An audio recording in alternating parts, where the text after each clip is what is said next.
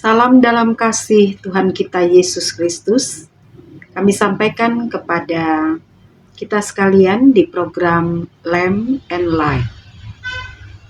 Kami juga menyapa kepada seluruh persekutuan kaum perempuan GPIB. Salam sejahtera dalam kasih Kristus, terus bertumbuh dalam iman. Saat ini kita akan mendengarkan firman Allah dan merenungkan firman-Nya dari kitab Injil Markus pasalnya yang ke-5 ayat 25 hingga ke-29 dengan mengambil judul perempuan yang sudah 12 tahun sakit pendarahan dan disembuhkan oleh Yesus. Mari kita berdoa.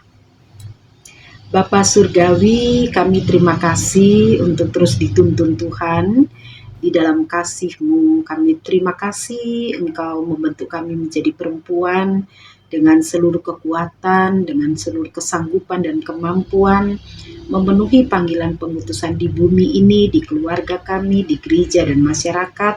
Terima kasih juga kami melihat kelemahan, keterbatasan dan kekurangan untuk terus bergantung pada Yesus, beriman kepadamu dan menyatakan kemuliaan-Mu. Dan sekarang bimbing kami dengan firman dan roh-Mu, kami menimba kembali dari Tuhan untuk melayani-Mu dengan lebih baik sesuai dengan kehendak-Mu dan di dalam langkah kehidupan beriman. Terpujilah Kristus. Amin. Saya akan membacakan nats firman Tuhan dari kitab Injil Markus pasalnya yang ke-5 ayat 25 hingga ke-29 demikian. Di situ ada seorang perempuan yang sudah 12 tahun menderita pendarahan. Ia telah banyak menderita di bawah perawatan banyak tabib, sehingga telah dihabiskannya semua yang ada padanya. Namun, sama sekali tidak ada faedahnya.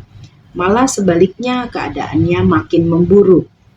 Dia sudah mendengar tentang Yesus, maka di tengah-tengah orang banyak itu, ia mendekati Yesus dari belakang dan menyentuh jubahnya. Sebab katanya, asal kusentuh saja jubahnya, aku akan sembuh. Seketika itu juga sumber pendarahannya mengering dan ia merasa bahwa badannya sudah sembuh dari penyakitnya. Demikianlah pembacaan Alkitab. Kita semua pernah sakit ya. Dan memang tubuh kita ini lemah, perempuan yang bekerja keras, perempuan yang berusaha memenuhi tugas-tugas tanggung jawabnya, kitalah yang merasakan tahu artinya capek, lelah, burnout, dan sakit di tubuh dan fisik kita yang karena memang tubuh ini kekuatannya terbatas. Tapi kita sembuh lagi. Kita berkarya lagi, kita dapatkan kekuatan. Dan tidak sedikit perempuan-perempuan yang juga sakit bertahun-tahun, bahkan belasan tahun dan puluhan tahun. Dan mereka tetap kuat, bergantung pada Yesus. Ada yang disembuhkan, ada yang memang harus menanggung sakit penyakitnya, namun terus datang dan percaya pada Tuhan. Nah, kita mau mendengarkan nats firman Tuhan ini ya, bahwa bagian atau banyaknya penderitaan ini juga dialami oleh seorang perempuan ini yang dikatakan Alkitab sudah 12 tahun sakit pendarahan.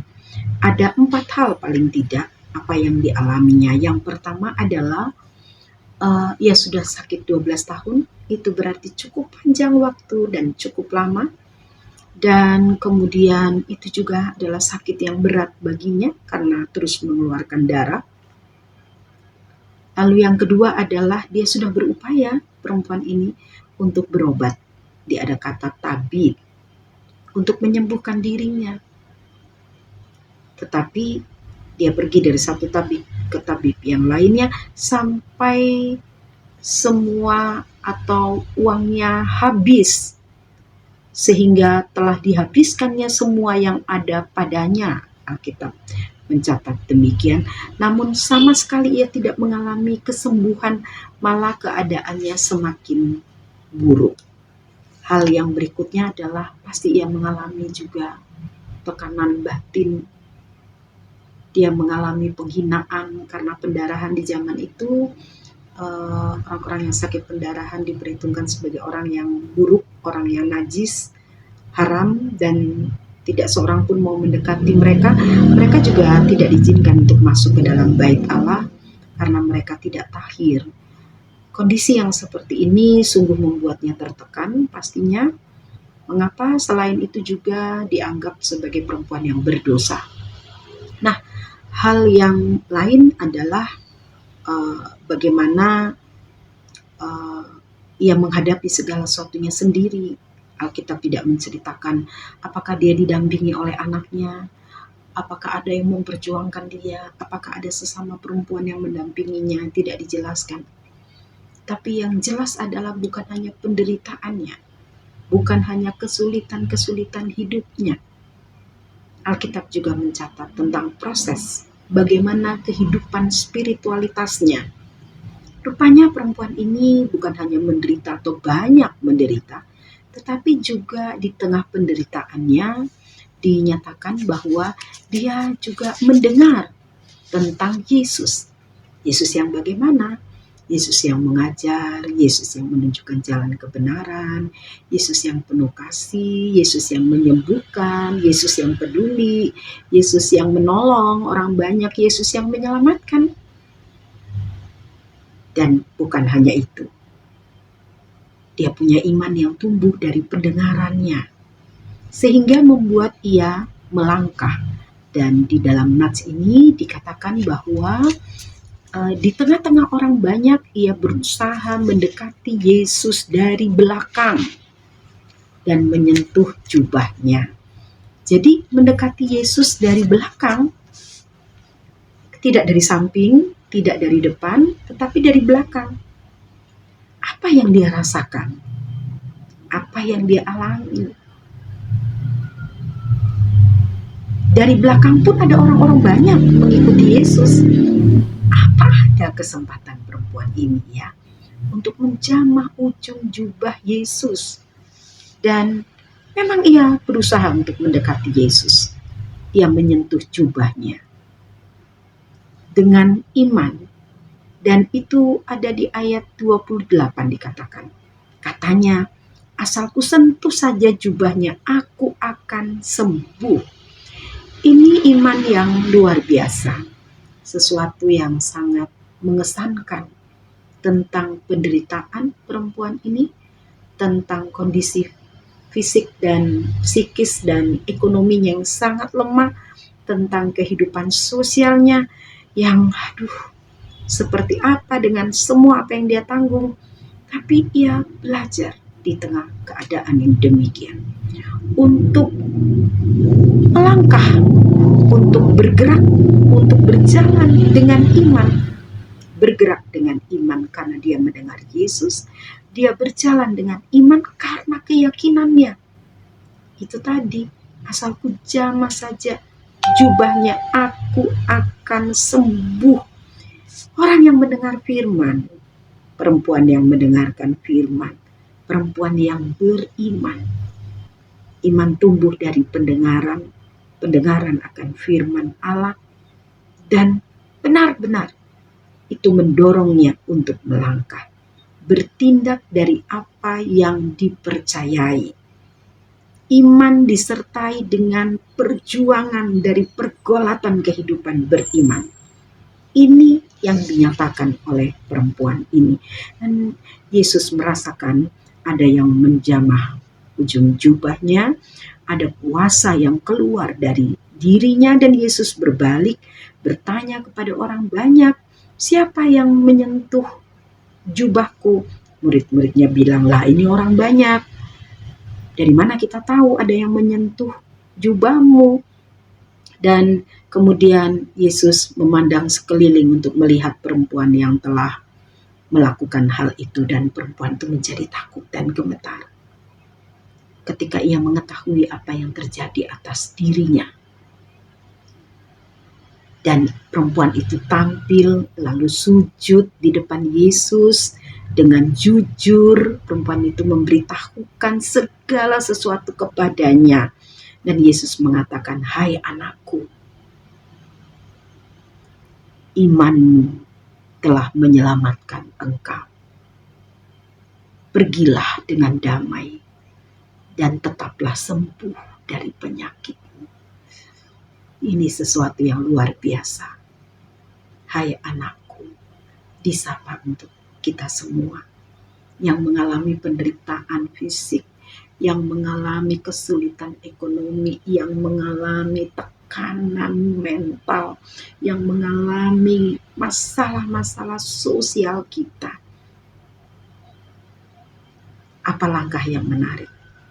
Mari bertumbuh dalam Yesus, sehingga pikiran dan hati kita tetap teguh, percaya kepada Yesus. Itu kunci melangkah dengan iman. Ini yang diharapkan. Percaya itu bukan hanya sekedar menangis dan menunggu. Biarkan Tuhan bertindak, tapi bergerak, melangkah dari keadaan fisik, dari keadaan ekonomi, sosial, mental. Tuhan bersedia menolong kita. Tuhan mengatakan, "Hai anakku, imanmu telah menyelamatkan engkau." Mari melangkah dengan iman. Dikala fisik kita sakit, pergilah berobat.